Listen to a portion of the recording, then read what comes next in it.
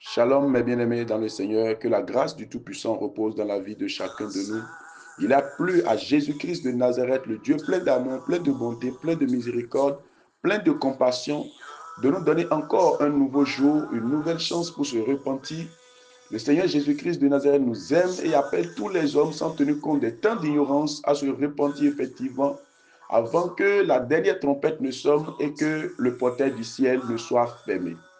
Nous sommes sur l'enseignement concernant la présence de Dieu et nous parlons de la consécration. Gloire à Jésus-Christ de Nazareth. Alors aujourd'hui, nous allons parler de Samuel. Samuel lui-même, le prophète Samuel. Nous allons parler de lui, mais avant, prions.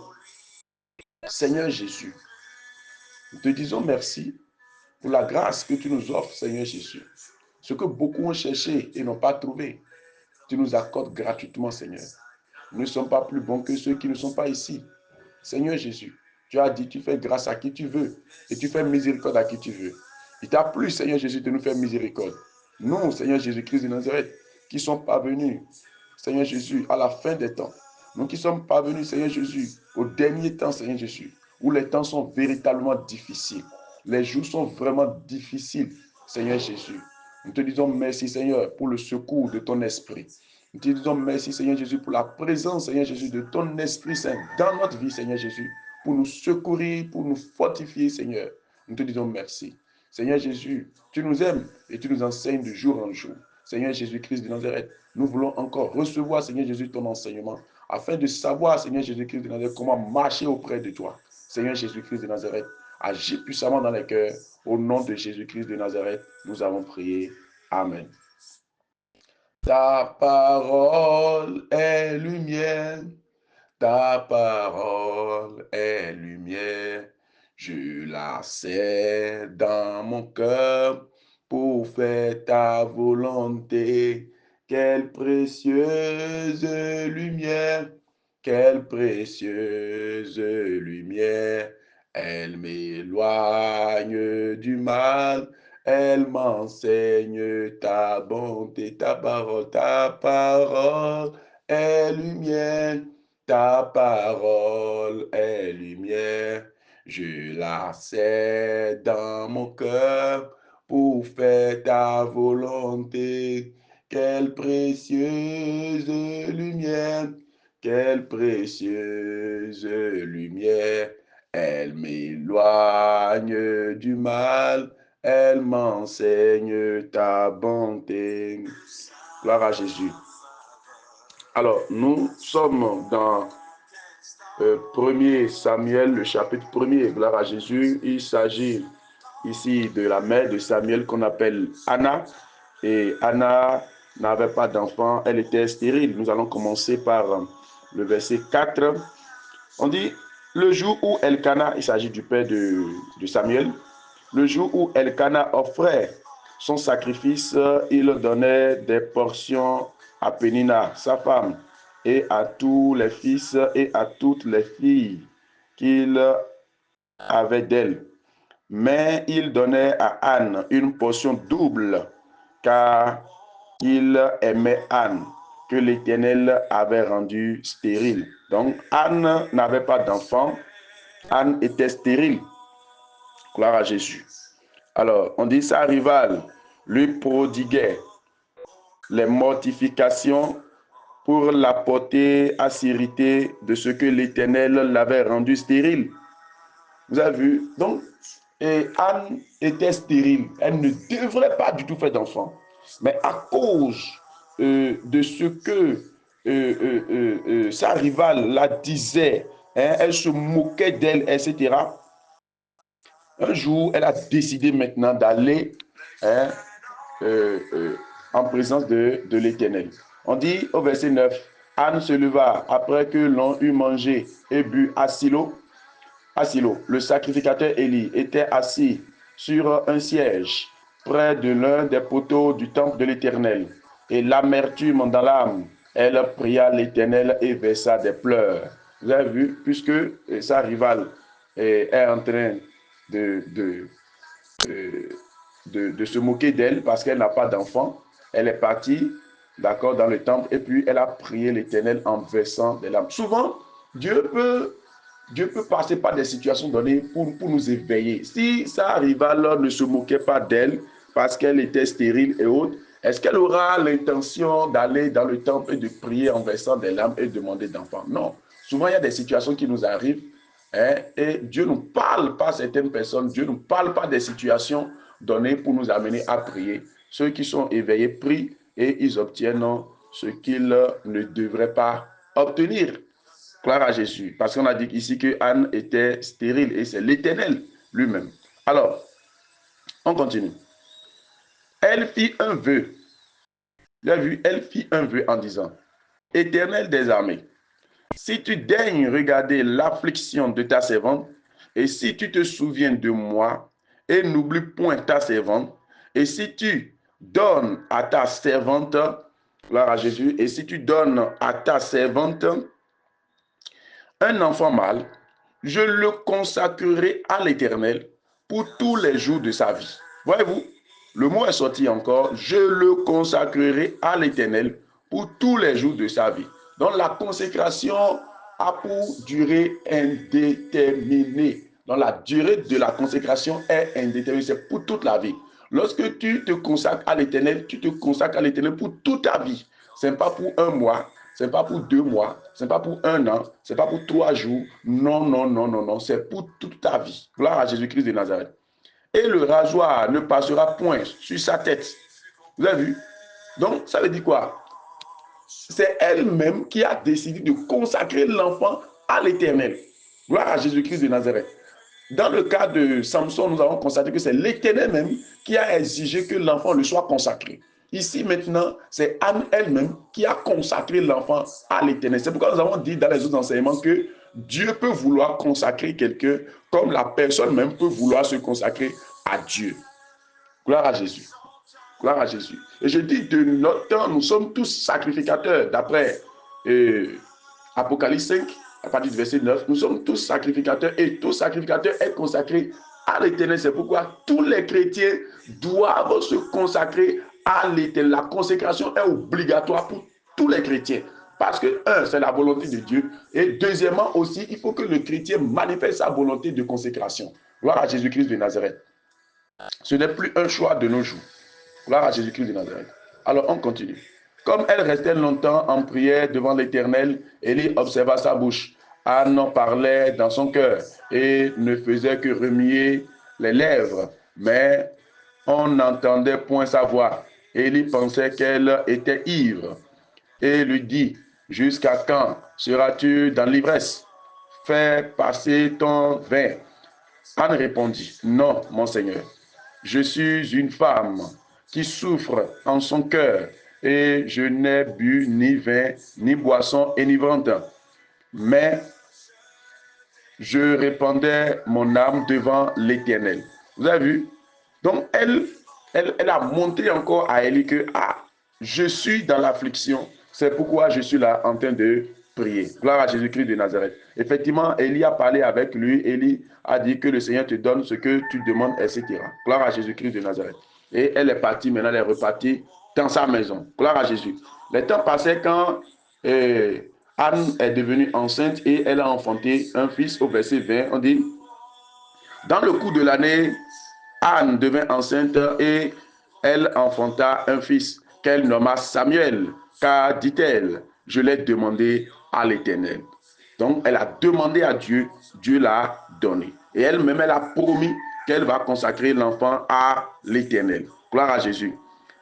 Au verset 24, quand elle l'eut sevré, elle le fit monter avec elle et prit 3 taureaux, gloire à Jésus, 3 taureaux, un éphade de farine et une outre de vin. Elle le mena dans la maison de l'Éternel à Silo. L'enfant était encore jeune. Vous avez vu, ils égorgeaient les taureaux et il conduisit l'enfant à Élie. Donc, elle a accompli son vœu. Au verset 27, on dit, c'était cet enfant que je priais et l'Éternel a exaucé la prière que je lui adressais. Gloire à Jésus. Au verset 28, aussi, je veux le prêter à l'Éternel. Vous avez vu, aussi, je veux le prêter à l'Éternel il sera toute sa vie prêté à l'Éternel. Et il se prosternera là devant l'Éternel. Donc ça veut dire qu'il est consacré à l'Éternel, il est donné à l'Éternel, il est prêté à l'Éternel. Gloire à Jésus-Christ de Nazareth. Donc, lorsque quelqu'un est consacré à l'Éternel, il est pour l'Éternel pour toute sa vie. Et elle-même, elle a donné, comment on appelle, une exigence. Elle a dit que le rasoir ne passera point sur sa tête. Donc, elle-même, elle s'est donné des interdictions. Elle s'est donné elle-même des interdictions. Cet enfant-là, parce que je l'ai consacré à l'Éternel, on ne va pas lui raser la tête. La consécration exige aussi certaines choses. Exige aussi des interdictions. Quand je dis interdiction, ce n'est pas toi-même qui vas décider, non, je vais plus faire ça. Non, l'Esprit de Dieu peut te convaincre et dire que parce que toi, tu es consacré à l'Éternel, tu ne peux plus faire ci, tu ne peux plus d'ici, tu ne peux plus aller à tel endroit, tu ne peux plus faire telle chose. Gloire à Jésus-Christ. C'est ça ce qui étonne beaucoup de chrétiens aujourd'hui quand ils voient leurs frères ou leurs sœurs en Christ qui ne font pas telle chose comme eux, qui ne disent pas telle chose comme eux, qui ne sont pas impliqués dans telle chose comme eux. Ils s'étonnent de savoir pourquoi. Mais nous sommes tous chrétiens, non? Pourquoi toi tu ne fais pas ceci? Pourquoi toi tu ne fais pas comme ça? Non, moi je peux faire ça. Hein. Nous sommes libres en Christ. Non. Gloire à Jésus.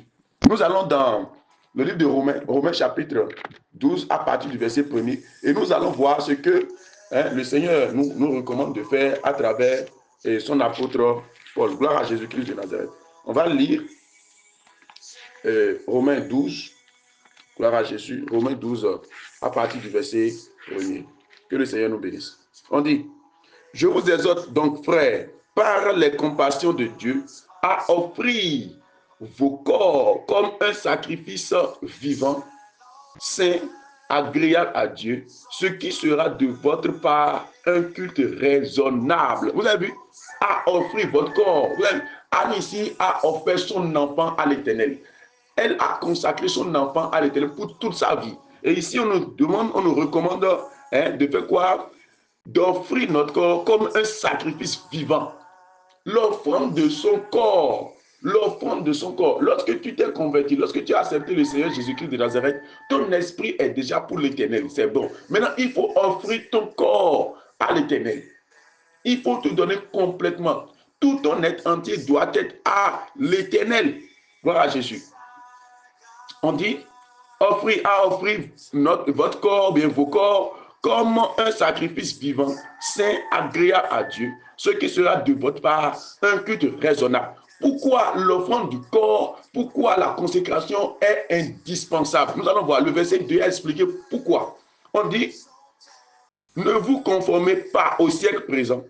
Vous avez vu, ce que tout le monde est en train de faire dans ce siècle présent, les consacrés ne peuvent plus le faire. Un consacré ne peut pas être dans le vol. Un consacré ne peut pas être dans les fraudes. Un consacré ne peut pas être dans les souilles de ce monde. Un consacré ne peut pas être dans l'hypocrisie. Un consacré ne peut pas être dans les ruses de ce monde. Un consacré ne peut jamais faire la politique. Je vous le dis en vérité. Je vous le dis en vérité. Un consacré, si tu es vraiment un chrétien consacré à l'Éternel, rien ne te concerne dans la politique. La politique que nous connaissons en temps normal, c'est la manière de diriger la cité. C'est la direction de la cité, de la ville, du pays. Mais aujourd'hui, la politique que nous voyons ici, c'est une politique païenne. C'est une politique purement diabolique. C'est une politique qui n'a rien à voir avec Dieu.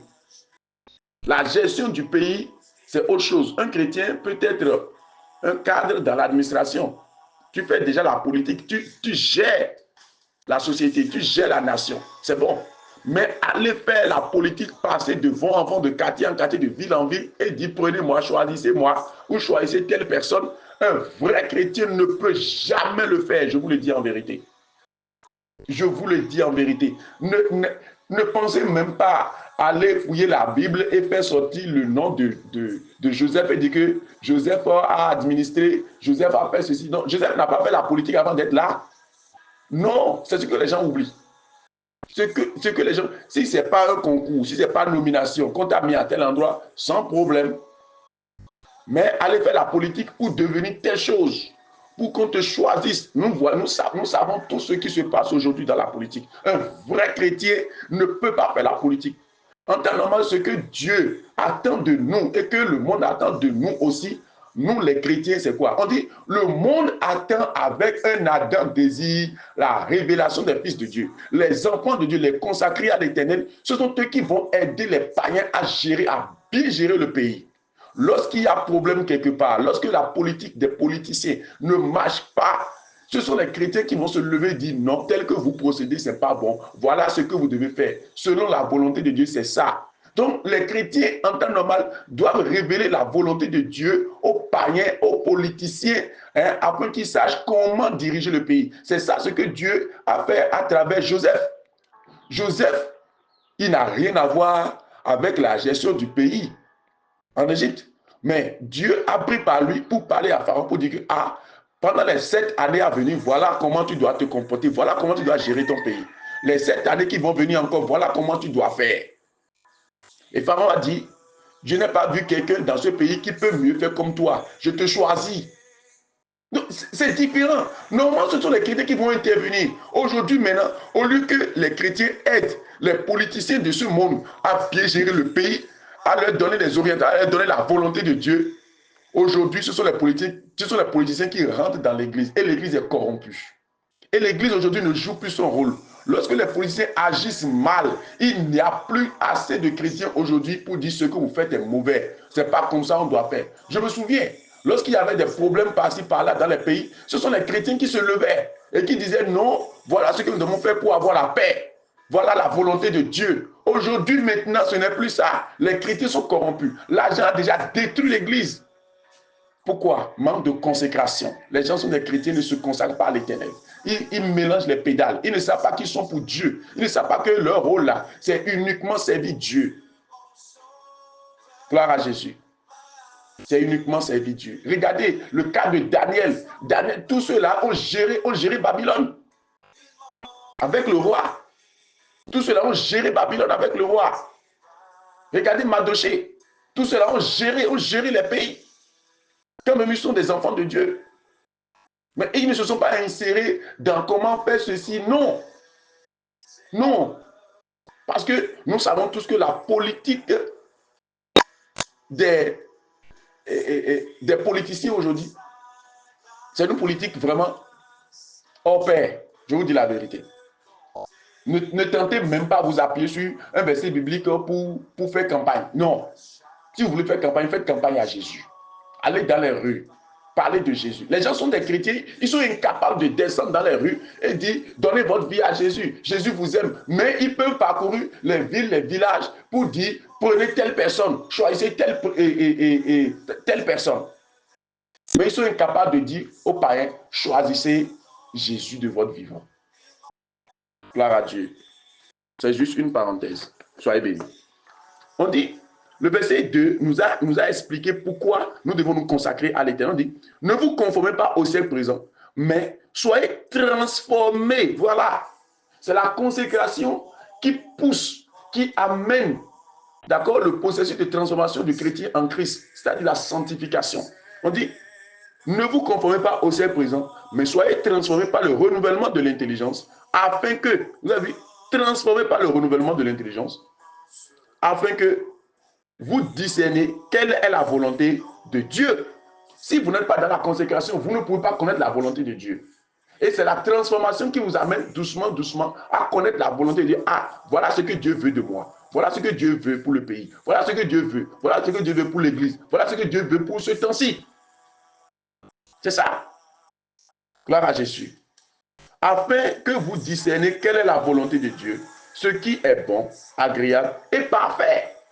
Si vous n'êtes pas dans la consécration, vous ne pouvez pas savoir ce qui est bon, ce qui est agréable, ce qui est parfait. C'est pourquoi les gens naviguent et ils se perdent, ils sont en train de repasser par là. Ils ne savent même plus comment prier. Ils prient à gauche, ils prient à droite. Ils sont obligés d'acheter des livres de prière d'abord avant de prier. Parce qu'eux-mêmes, là, ils ne peuvent pas prier 1 heure, ils ne peuvent pas prier 30 minutes, ils ne peuvent pas prier 15 minutes. Ils sont obligés d'acheter des livres pour suivre les requêtes de prière. C'est mauvais. C'est mauvais. On revient en arrière. Gloire à Jésus. Nous sommes dans le livre de Samuel, 1 Samuel, 1 Samuel.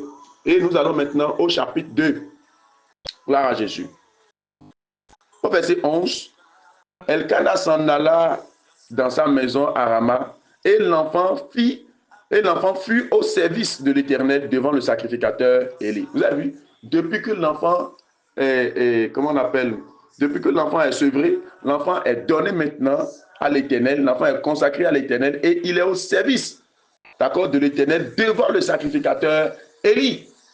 Gloire à Dieu. Lorsque vous êtes consacré, vous êtes au service de Dieu directement. Il n'y a plus rien à faire. Gloire à Jésus-Christ de Nazareth. On dit au verset 12, les fils d'Élie étaient des hommes pervers. Ils ne connaissaient point l'Éternel. Vous avez vu? Vous avez vu? Samuel est au service de l'Éternel devant le sacrificateur Élie, dans la maison de l'Éternel. Mais il est chez qui? Il est chez Élie. Les enfants de Élie ne sont pas des enfants exemplaires. Mais Samuel est un enfant exemplaire. Samuel est un enfant exemplaire. Il n'a jamais copié les enfants d'Élie. C'est la consécration qui amène ça. Lorsque vous êtes consacré à l'Éternel, lorsque tout le monde est en train de faire quelque chose, vous ne pouvez pas le faire. Il est ensemble avec les enfants d'Élie. On dit, et voici quelle était la manière d'agir de ces sacrificateurs à l'égard du peuple. Et on a énuméré ce que les enfants d'Élie faisaient. On a énuméré ce que les enfants d'Élie faisaient. Mais est-ce que Samuel faisait ça? Non. Samuel ne faisait pas ça. Au verset 17, on a dit, ces jeunes gens se rendaient coupables devant l'Éternel d'un très grand péché, parce qu'ils méprisaient les offrandes de l'Éternel. Vous avez vu? Au verset 18, on dit, Samuel faisait le service devant l'Éternel, et cet enfant était revêtu d'un éphod de lin. Sa mère lui faisait chaque année une petite robe. Vous avez vu? Au verset 20, on dit,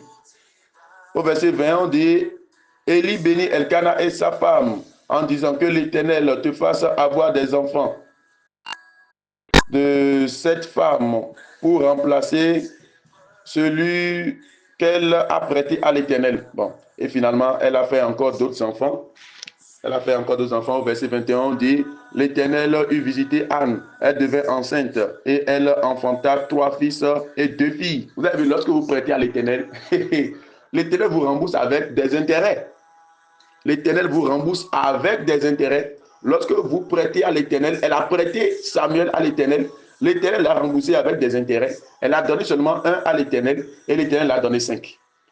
Gloire à Jésus. On dit, et le jeune Samuel grandissait auprès de l'Éternel. Quand on dit qu'il grandissait auprès de l'Éternel, ce n'est pas en âge seulement, mais en connaissance, dans le renouvellement de son esprit. Il grandissait. C'est ça. C'est ça. Gloire à Jésus-Christ de Nazareth. On dit, au verset 25, si un homme pêche contre moi, contre un autre, si un homme pêche contre un autre, Dieu le jugera. Mais s'il pêche contre l'Éternel, qui intercédera pour lui? Vous avez vu? Ça veut dire que la maison d'Élie, Élie et ses enfants et autres là, agissaient d'une manière vraiment désagréable devant l'Éternel. Quand bien même Samuel est chez Élie, ce que Élie faisait n'était pas bon, ce que ses enfants aussi faisaient n'était pas bon, et Élie ne pouvait pas corriger ses enfants. Élie ne pouvait pas amener ses enfants à la raison. Vous êtes chrétien dans une maison où tout le monde est en train de faire du désordre. Si vous êtes consacré, vous ne pouvez pas faire ce désordre. Je vous le dis en vérité. Vous êtes dans une église où tout le monde est en train de faire du désordre. Si vous êtes consacré, vous ne pouvez pas le faire. Pourquoi? Parce que vous êtes mis à part. Samuel est mis à part. C'est pourquoi la consécration est une très bonne chose. La consécration est très importante. Cela nous permet de ne pas nous conformer au siècle présent. C'est ce que le livre de Romains nous a dit. Gloire à Jésus-Christ de Nazareth. Gloire à Jésus. On continue. On dit, le jeune Samuel continua à grandir et il était agréable à l'Éternel et aux hommes. Vous avez vu? La consécration vous rend agréable devant l'Éternel, vous rend aussi agréable devant les hommes. Vous aurez une bonne réputation devant l'Éternel et une bonne réputation devant les hommes aussi. Vous avez vu? Donc, le jeune Samuel, voilà un peu ce qui arrive au jeune Samuel pendant sa consécration. Quand même il est jeune, il est encore enfant, il est choses là, il est agréable à l'Éternel. Ce que tout le monde faisait, lui, il ne faisait pas. Gloire à Jésus-Christ de Nazareth. Gloire à Jésus. Et avec le temps, on a constaté que les enfants d'Élie sont morts. Ils sont morts parce qu'ils se comportaient mal dans la maison de l'Éternel. Élie aussi, il est mort parce qu'il n'arrivait pas à corriger aussi ses enfants. Mais Samuel, il est resté comme ça. Samuel est resté comme ça. Et on dit au verset 29, « Et d'où vient que tu honores tes fils plus que moi ?» Vous avez vu maintenant, c'est Dieu qui dit ça. Si nous allons recommencer. « Pourquoi foulez-vous aux pieds mes sacrifices et mes offrandes et que j'ai ordonné de faire dans ma demeure?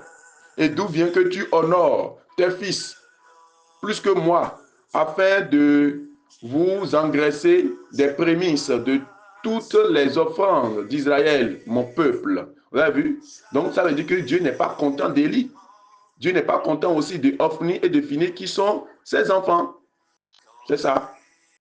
Au verset 30, l'Éternel dit quelque part, « Car j'honorerai celui qui m'honore, mais celui qui me méprise. Mais ceux qui me méprisent seront méprisés. » Nous allons voir plus tard que le Seigneur a honoré vraiment Samuel. Au verset 34, on dit, « Et tu seras pour signe, et tu auras du moins pour signe ce qui arrivera à tes fils, Ophni et Phiné. Ils mourront tous deux le même jour. » Vous avez vu? Vous avez vu? « J'établirai un sacrificateur fidèle qui agira selon mon cœur, selon mon âme. Je lui bâtirai une maison stable et il marchera toujours devant mon oint. » Vous avez vu maintenant? Ça veut dire quoi? Ils sont là. Le petit qui a quitté ailleurs et qui est venu chez eux, c'est ce petit-là que le Seigneur a choisi. La consécration, elle est très importante. Si vous êtes un chrétien consacré, je vous assure, ça dit vous êtes en paix avec Dieu. Vous êtes aussi en paix avec les hommes. Ça dit vous avez tout pleinement en Christ. Gloire à Dieu. On continue. Au verset 1er du chapitre 3, on dit, « Le jeune Samuel était au service de l'Éternel devant Élie. La parole de l'Éternel était rare en ce temps-là. Les visions n'étaient pas fréquentes. » Quand bien même les paroles de l'Éternel étaient rares, les visions n'étaient pas fréquentes, un consacré doit nécessairement avoir cette faveur. C'est ça ce qui arrive souvent aux gens. Il y a d'autres personnes qui disent, Dieu m'a parlé, j'ai une vision, j'ai une révélation. Et ceux qui ne sont pas consacrés, ils se mettent à se moquer des autres. Ils disent que, quelle révélation? C'est à toi seul que Dieu parle. Chaque fois là, tu dis que Dieu m'a dit, Dieu m'a dit. Donc c'est à toi seul que Dieu parle. Donc Dieu ne parle plus aux autres. Mon frère, pourquoi toi aussi tu ne peux pas te consacrer pour que Dieu te parle? On dit que le jeune Samuel était au service de l'Éternel devant Élie. La parole de l'Éternel était rare en ce temps-là. Même si c'est rare, toi, tu auras ta part. C'est ça la consécration. Les visions n'étaient pas fréquentes. En ce même temps, Élie, qui commençait à avoir les yeux troubles et ne pouvait plus voir, était couché à sa place. Il était couché à sa place. Au verset 3, on dit, « La lampe de l'Éternel n'était pas encore éteinte. Et Samuel était couché dans le temple de l'Éternel. » Regardez, lui, c'est-à-dire il n'aime pas sortir de la présence de Dieu. Il n'aime pas sortir de la présence. Il est toujours en présence de l'Éternel. Lui, il dort même dans le temple. Il était couché dans le temple de l'Éternel. Mais les autres, là, ils dorment dehors. Mais lui reste dedans. Un consacré est toujours dans la présence de l'Éternel. Toujours dans la présence de l'Éternel. Gloire à Jésus. Aujourd'hui, ce n'est plus dans le temple que nous allons dormir, mais nous allons demeurer dans la présence de l'Éternel. Nous n'irons pas seulement en présence de l'Éternel, mais nous allons demeurer dans la présence de l'Éternel. C'est ça ce qui trompe beaucoup de gens. On entend généralement dire allons dans la présence de l'Éternel. Nous n'allons plus aller nous n'irons plus du moins dans la présence de l'Éternel, mais nous allons demeurer dans la présence de l'Éternel. Parce que beaucoup se font l'idée que on peut aller dans la présence de l'Éternel, on peut sortir de la présence de l'Éternel, mais un consacré demeure dans la présence de l'Éternel. Gloire à Jésus-Christ de Nazareth. La lampe de l'Éternel n'était pas encore éteinte et Samuel était couché dans le temple de l'Éternel où était l'arche de Dieu. Vous avez vu, là où était la présence de Dieu, Samuel était là, le consacré était là. Vous avez vu? Alors l'Éternel appela Samuel. Vous avez vu? On dit, la parole de l'Éternel était rare, mais lui, on l'a appelé. Les visions étaient rares, les visions n'étaient pas fréquentes, mais lui, le Seigneur l'a visité à cause de sa consécration. Lorsque les enfants d'Élie, Hophni et Phiné, ne sont pas consacrés, ils sont dans le péché, dans la pagaille, est-ce que Dieu les a visités? Est-ce qu'eux, ils dorment dans le temps où se trouve la présence de Dieu, dans le temps où se trouve l'arche de l'Éternel? Non! Non! Ce sont des symboles, ce sont des choses qui se sont passées et Dieu nous a laissé ces histoires pour que nous puissions savoir que adorer Dieu là, ce n'est pas seulement ce que nous avons en tête, non. C'est plus que ça. Gloire à Jésus. Alors l'Éternel appela Samuel. Il répondit, me voici. Et il courut vers Élie. Vous avez vu? Il pensait que c'est Élie qui l'a appelé. Élie a dit, non, ce n'est pas moi. Va te coucher. Il repart se coucher. Au verset 6, on dit encore que l'Éternel appela de nouveau Samuel. Il se lève maintenant, il va encore chez Élie. Élie dit non, ce n'est pas moi. Gloire à Jésus-Christ de Nazareth. Va te coucher, il va encore. Samuel, au verset 7, Samuel ne connaissait pas encore l'Éternel. Vous avez vu, il s'est consacré, mais il ne savait pas que l'Éternel peut parler aux gens. C'est-à-dire, il ne savait pas que Dieu peut lui adresser directement la parole. C'est comme ça, les consacrés, ils ne savaient même, ils ne savent pas au début, ils peuvent ne pas savoir que Dieu peut murmurer à mes oreilles.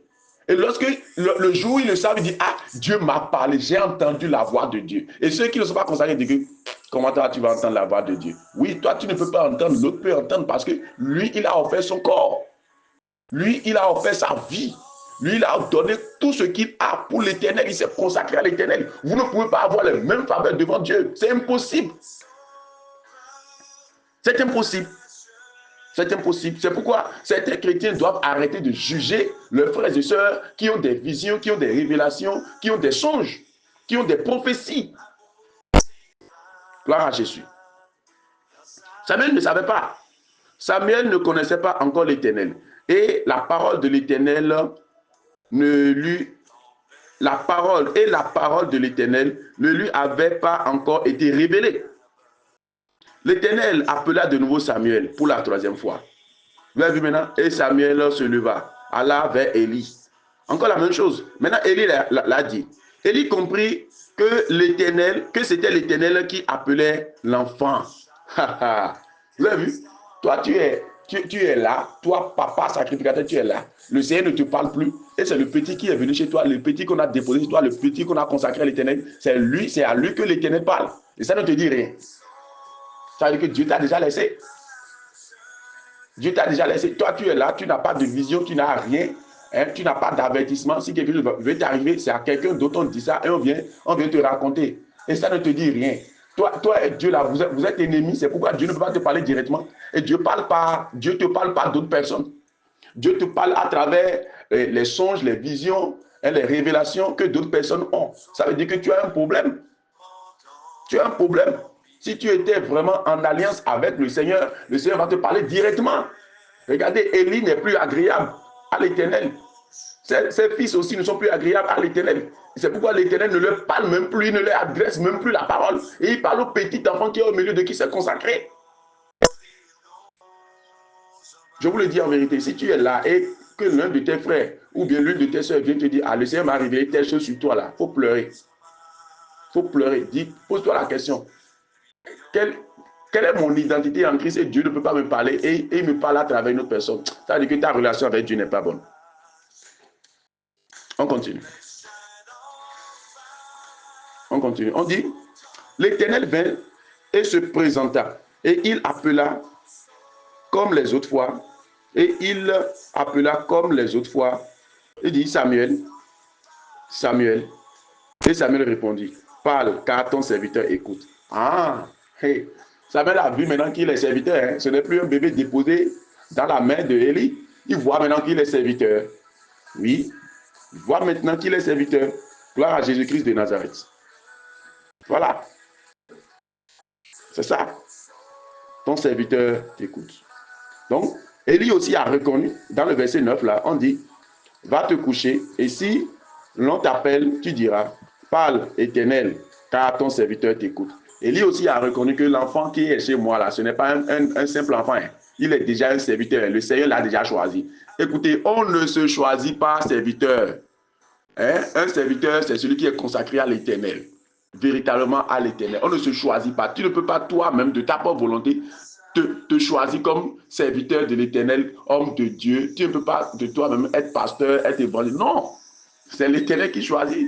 Et ceux qui sont auprès de toi doivent constater que oui, effectivement, celui-là, il est un appelé de Dieu. C'est Dieu qui appelle. On ne choisit pas de sa propre volonté de devenir pasteur. C'est parce que nous constatons, les gens se lèvent, ils vont au séminaire pour devenir pasteur. Ils vont au séminaire pour devenir pasteur. Qui t'a appelé? Qui t'a appelé? Si c'est Dieu qui t'a appelé, Dieu va t'appeler, t'équiper. Gloire à Dieu. On continue. On dit,